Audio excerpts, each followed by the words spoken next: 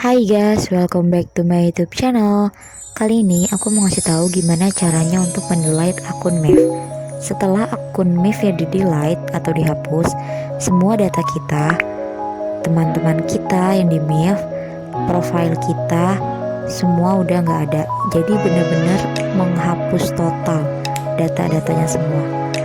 Bukan keluar ataupun menghapus hanya di HP, menghapus aplikasi yang di HP.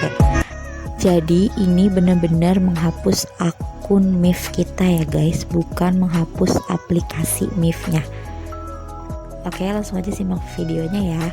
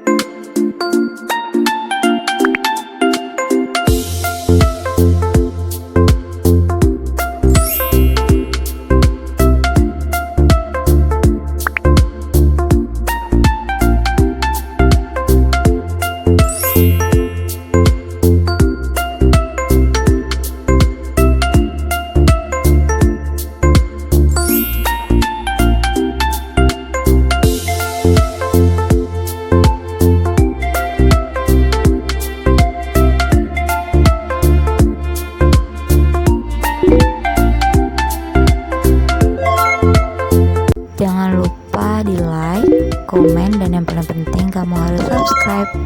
Dadah, sampai ketemu di video selanjutnya.